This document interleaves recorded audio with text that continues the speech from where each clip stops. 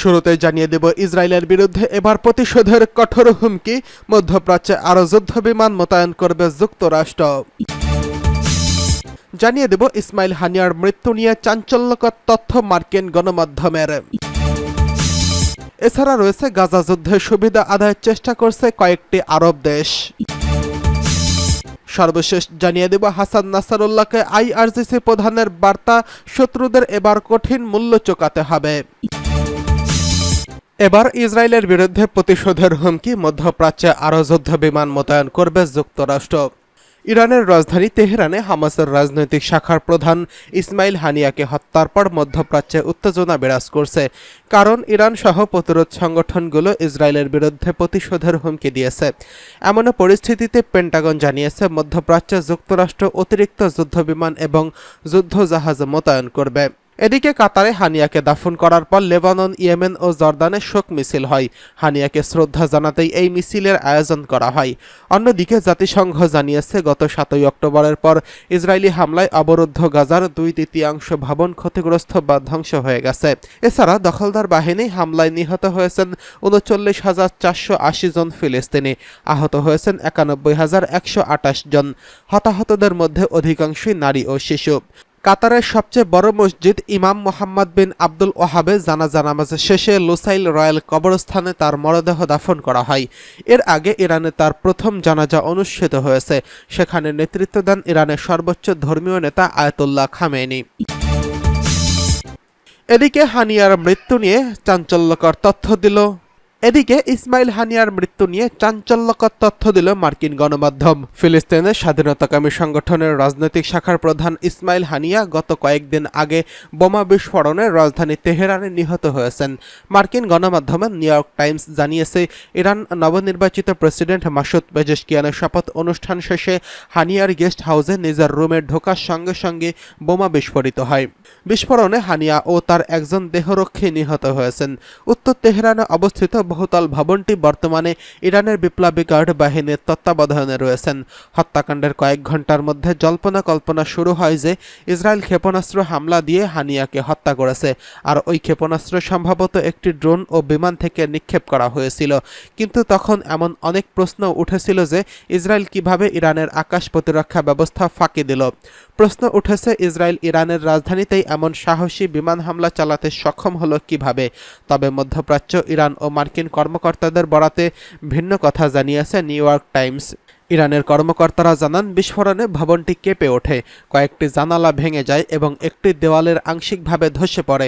মধ্যপ্রাচ্যের কয়েকটি দেশের কর্মকর্তারা জানিয়েছেন, তেহরান সফরের সময় হানিয়া বেশ কয়েকবার এই গেস্ট হাউসে উঠেছিলেন। ইরান ও হামাস এই হত্যাকাণ্ডের জন্য ইসরায়েলকে দায়ী করে আসছে। একই ধরনের মূল্যায়নের কথা জানায় মার্কিন কয়েকজন কর্মকর্তাও। যদিও মার্কিন পররাষ্ট্রমন্ত্রী অ্যান্টনি ব্লিংকেন জানায়, হত্যাকাণ্ডের বিষয়ে তারা আগে থেকে জানতেন না। এদিকে মধ্যপ্রাচ্যের বিভিন্ন দেশের 5টি সূত্র নাম প্রকাশ না করার শর্তে জানিয়েছেন, হানিয়া যে গেস্ট হাউসে অবস্থান করছিলেন সেখানে অন্তত 2 মাস আগে বোমা পেতে রাখা হয়েছিল। তবে গেস্ট হাউসের বোমাটি কিভাবে লুকিয়ে রাখা হয়েছিল তা এখনও স্পষ্ট নয়। মধ্যপ্রাচ্যের কর্মকর্তারা বলেছেন, সম্ভবত হত্যার পরিকল্পনা করতে কয়েক মাস সময় লেগেছিল এবং ভবনটি নিবিড়ভাবে নজরদারি চালিয়েছিল হত্যাকারীরা। ইরানি 2 কর্মকর্তা বলেছেন, তারা জানেন না কিভাবে বা কখন বিস্ফোরণগুলো কক্ষে রাখা হয়েছিল। যদিও নিউ ইয়র্ক টাইমস বলেছে, হত্যাকারীরা ইরানের প্রতিরক্ষা ব্যবস্থায় একটি ভিন্ন ধরনের ফাঁককে কাজে লাগাতে পেরেছে। হত্যাকারীরা নিরাপত্তার ফাঁক গলে হামলার কয়েক সপ্তাহ আগেই বোমা পেতে লুকিয়ে রেখেছিল। 3 জন ইরানি কর্মকর্তা বলেছেন, এই ধরনের ঘটনায় ইরানের বুদ্ধিমত্তা ও নিরাপত্তা ব্যবস্থার জন্য একটি বিপর্যয়কর ব্যর্থতা এবং আইআরজিসির জন্য একটি বিশাল বিব্রতকর অবস্থা, কারণ আইআরজিসিতেই হানিয়া সফরের যাবতীয় নিরাপত্তা নিশ্চিত করত। এদিকে গাজা যুদ্ধের সুবিধা আদায়ের চেষ্টা করছে কয়েকটি আরব দেশ। গাজা যুদ্ধে উত্তাপ ছড়িয়ে পড়েছে পুরো মধ্যপ্রাচ্যে, কিন্তু তাদের ঘরেও আগুন লাগুক তা চাইছে না কয়েকটি আরব দেশ। আর তাই যুক্তরাষ্ট্রের নেতৃত্বে গাজা উপত্যকায় শান্তিরক্ষী বাহিনী পাঠাতে চায় তারা। তবে এর মধ্যে এমনও অনেক দেশ রয়েছে যারা গাজা যুদ্ধকে নিজেদের ফায়দায় কাজে লাগাতে চাইছে। সৌদি ঘনিষ্ঠ আরব কয়েকটি দেশ নিজেদের স্বার্থ আদায় এরই মধ্যে যুক্তরাষ্ট্রের সঙ্গে দর কষাকষি শুরু করেছে। গাজায় যুদ্ধবিরতির আলোচনা ও উপত্যকার শাসনভার কার হাতে উঠবে তা নিয়ে এরই মধ্যে আলোচনায় বসেছে দেশগুলো। আর সেই আলোচনার নেতৃত্ব দিচ্ছে সংযুক্ত আরব আমিরাত। গত সপ্তাহে তারা আবারও গাজায় শান্তিরক্ষী বাহিনী মোতায়েনের আহ্বান জানিয়েছিলেন, যা 1 মাসের মধ্যে দ্বিতীয়বার এই ধরনের আহ্বান। ইসরায়েলের ইচ্ছা তারা গাজায় নিজেদের লোক বসাবে, কিন্তু গেল মে মাসের তাদের সেই প্রচেষ্টার পথে বাধা হয়ে দাঁড়ায় আমিরাত। মার্কিন একজন কর্মকর্তা মিডল ইস্ট আইকে জানিয়েছেন, ইরানের চরম শত্রু বাহরাইন কয়েকটা গোপনে এবং এই শান্তিরক্ষী মিশনে অংশ হওয়ার ইঙ্গিত দিয়েছে।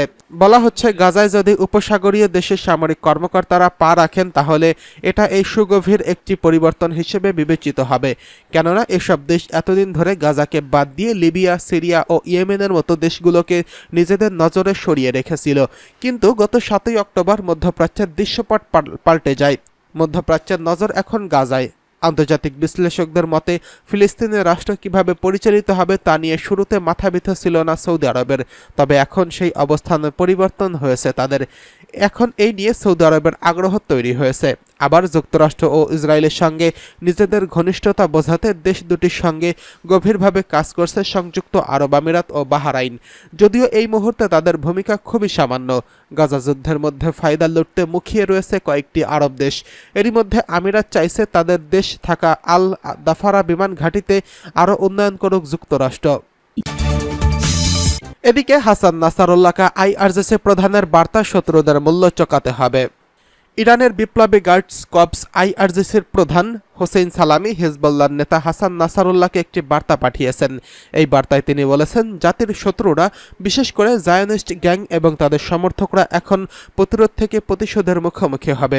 সালামি এই মন্তব্য তেহরানে ইসলামিক রেজিস্ট্যান্স মুভমেন্ট এর রাজনৈতিক ব্যুরোর প্রধান ইসমাইল হানিয়া এবং বৈরুতে হিজবুল্লাহর কমান্ডার ফুয়াদ শুকুরের হত্যাকাণ্ডের পরই এসেছে। খবরে বলা হয়েছে, আইআরজিসি প্রধানের এই বক্তব্য ইরান ও তার মিত্রদের মধ্যে প্রতিশোধ নেওয়ার প্রতিশ্রুতির একটি অংশ হিসেবে বিবেচিত হচ্ছে। উত্তেজনা ক্রমশই বৃদ্ধি পাচ্ছে এবং অঞ্চল জুড়ে সংঘর্ষের আশঙ্কা বৃদ্ধি পাচ্ছে। এদিকে কাতারের লুসাইল রয়্যাল কবরস্থানে দাফন করা হয়েছে হামাস প্রধান ইসমাইল হানিয়ার মরদেহ। এর আগে শুক্রবার দেশটির সবচেয়ে বড় মসজিদ ইমাম মোহাম্মদ বিন আব্দুল ওহাবের এর জানাজা অনুষ্ঠিত হয়। হানিয়ার জানাজায় উপস্থিত ছিলেন হামাসের উচ্চপদস্থ নেতারা। উপস্থিত ছিলেন খালিদ মিশালো। তিনি হানিয়ার স্থলাভিষিক্ত হবেন বলে মনে করা হচ্ছে। হামাসের এসব নেতা বৃহস্পতিবার দোহা বিমানবন্দরের টরমাকে হানিয়াকে বহনকারী কফিন গ্রহণ করতে আসেন। গত বুধবার ইরানের রাজধানী তেহরানে গুপ্ত হত্যার শিকার হন ইসমাইল হানিয়া। এর আগের দিন তিনি ইরানের নতুন প্রেসিডেন্ট মাসুদ পেজেশকিয়ানের শপথ গ্রহণ অনুষ্ঠানে যোগ দিতে তেহরানে যান। অনুষ্ঠান শেষে তেহরানের একটি গেস্ট হাউসে ওঠেন হানিয়া। সেখানেই আগে থেকে বোমা রাখা বিস্ফোরণে এক দেহরক্ষী নিহত হন বলে রিপোর্টে দাবি করা হচ্ছে।